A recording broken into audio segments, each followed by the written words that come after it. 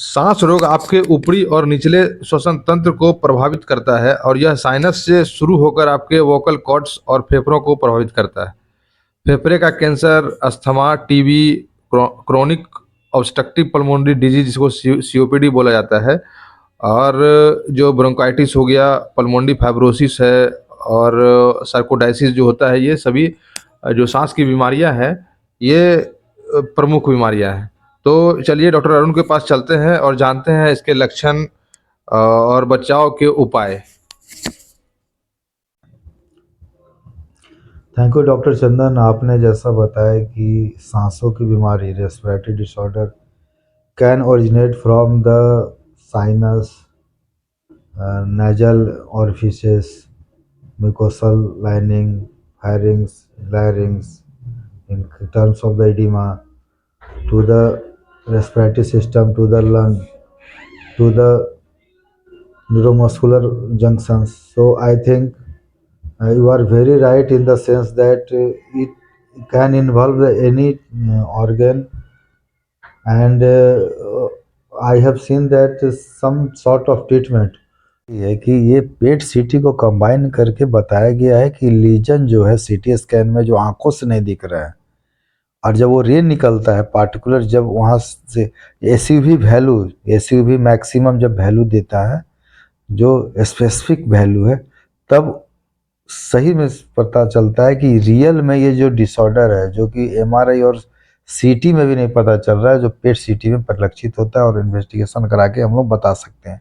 Apart from that pulmonary angiography, आज के दौर में पल्मोनरी एंजियोग्राफी जो कि कई तरह के डिसऑर्डर है, जो जिसमें कि पल्मोनरी इम्बोलिज्म जो कि बहुत ही कॉमन है, ये चीज़ बहुत ही तरीके से पता चल जाता है अगर हम उसका पल्मोनरी एंजियोग्राफी कराते हैं। फीलिंग डिफेक्ट होता है, कि इम्बोलाई जो बनेगा तो डिस्टल पार्ट में फीलिंग नहीं होगा बेटर तरीके से, तो फीलिंग डिफेक्ट को डिफ्रेंशिएट करता है और एब्रप्टली डायग्नोसिस करता है। एब्रप्ट कट ऑफ आएगा उसमें कि यहाँ के बाद कुछ नहीं मिल रहा है, वैक्यूम है, कुछ है ही नहीं।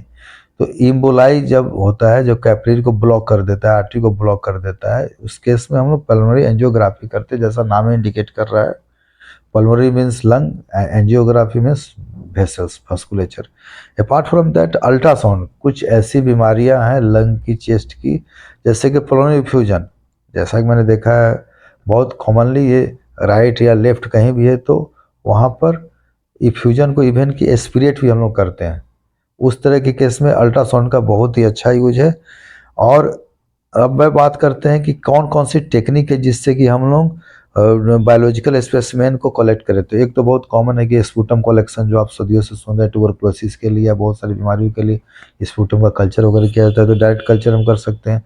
परक्यूटानियस नीडल एस्पिरेशन, जिसमें सीटी स्कैन के सहारा से, सीटी स्कैन गाइडेड से हम लोग परक्यूटानियस नीडल एस्पिरेट करके भी मटेरियल को लेके और आगे लैब में देकर उसकी जांच करा सकते हैं। अपार्ट फ्रॉम दैट थ्रोकोसेंटेसिस, ब्रोंकोस्कोपी या वीडियो असिस्टेड ब्रोंकोस्कोपी बहुत ही कॉमन है, जिससे कि स्पेसिमेन के लिए को हम लोग कलेक्ट करके और फर्दर इन्वेस्टिगेशन करा सकते हैं। वीडियो असिस्टेड थोरेसिक सर्जरी भी होती है, जिसमें वीडियो वो स्क्रीन पर दिखेगा और थोरेसिक सर्जरी सर्जन कराते हैं। अपार्ट फ्रॉम दैट थ्रोकोटोमी जो पार्टिकुलर कटिंग किया जाता है पार्टिकुलर ऑर्गन को, हम कर सकते हैं। मीडियास्टिनोस्कोपी एंड मीडियास्टिनोटोमी, ये सीटी स्कैन और पेट सीटी का सहारा लेकर हम लोग ये करते हैं। और कई बार मीडियास्टिनल मास वगैरह जो बहुत ही लिम्फोमा वगैरह में कॉमन है, हॉजकिंस डिजीज है, नॉन हॉजकिंस डिजीज है, these are all disorder which can be specimen को कलेक्ट करके फर्दर स्टेजिंग के लिए भी फायदा करता है। नोड्यूल इन्वॉल्वमेंट है, कहाँ कहाँ का नोड्यूल इन्वॉल्वमेंट है, अगर ये जो आउटिक है, सुप्रा आउटिक या जो लंग का जो बॉर्डर है वहाँ पर अगर है, तो we can go for and differentiate, और ये बहुत ही फायदेमंद है। Either the tuberculosis drug assisted tuberculosis और फॉर द लिम्फोमा। सो जो हमने चर्चा किया कि कैसे कलेक्ट करना है स्पेसिमेन को और कैसे जांच करनी है, right from you can say manual और डिजिटल, सीटी, एमआरआई, सेंटीग्राफी, एंजियोग्राफी, अल्ट्रासाउंड, ये सब चीज़ें हैं जो कि बेहतर तरीके से पता चल पाता है पेशेंट को, उसके अनुसार हम स्टेजिंग करते हैं। ये एक तरीका है जो कि इंटरनेशनल मीनिंग होता है इसका कि स्टेजिंग कर दिए तो वो कहीं भी वैलिड है। और इसके लिए तमाम तरह के जांच है, कलेक्शन के बाद हम उसका ट्रीटमेंट स्टार्ट कर सकते हैं। चाहे वो बिहार में इलाज करा रहा हो या दिल्ली में इलाज करा रहा हो या रायपुर में करा रहा हो या महाराष्ट्र में करा रहा हो, you can go all the ये इक्वालिटी लाता है। और स्टेजिंग बहुत ही डॉक्टर चंदन की आजकल के दौर में जो इम्यूनो कॉम्प्रोमाइज्ड है पेशेंट है, जो आज के दौर में जितने तरह के कैंसर कीमोथेरेपी चलाई जा रही है, तो विदाउट स्टेजिंग आप कुछ भी नहीं कर सकते हैं। कि नोडुल है, पेरेन्काइमल है, एक्स्ट्रा पेरेन्काइमल है, या डायफ्राम से नीचे है, डायफ्राम के ऊपर है, राइट है, लेफ्ट है, बैक में है, एंटीरियर है, पोस्टीरियर है, साइज क्या है, 3 सेंटीमीटर, मोर देन 3 सेंटीमीटर, इस तरह की बातों को तमाम तरह के इन्वेस्टिगेशन से एक क्या होता है, एक रूपता आ गई है और उसको ट्रीटमेंट में फ़ायदा होता है।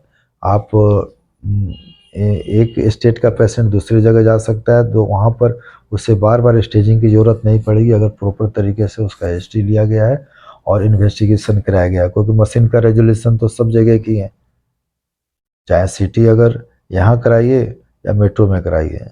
अगर एमआरआई का 1.5 टेस्ला है तो उसका रेजोल्यूशन यहाँ भी वही होगा, दूसरी जगह भी वही होगा। तो इससे क्या होता है कि पेशेंट को बार बार जो इन्वेस्टिगेशन कराने की ज़रूरत होती है, खास करके लंग डिसऑर्डर में बहुत ही कॉमन है, क्योंकि यहाँ प्राइमरी डिसऑर्डर भी है और सेकेंडरी डिसऑर्डर भी है। कई बार थायराइड के या ब्रेस्ट के ये जो सेकेंडरीज है वो लंग में आ सकते हैं, या यहाँ पर प्राइमरी डिसऑर्डर भी बहुत ही कॉमन है जो कि ऑरिजिन हो सकता है एयरवेज से या पेरेन्काइमा से या एक्स्ट्रा पेरेन्काइमा से। सो सीटी गाइडेड या पेट सीटी गाइडेड ट्यूमर का लोकलाइजेशन करना या टिश्यू निकालना, बायोप्सी करना, उसको फिर भेजना, उसमें FNAC कराना, these are all the investigation which is very common and helpful for the diagnosis of the patient as far as respiratory disorder is concerned. Okay.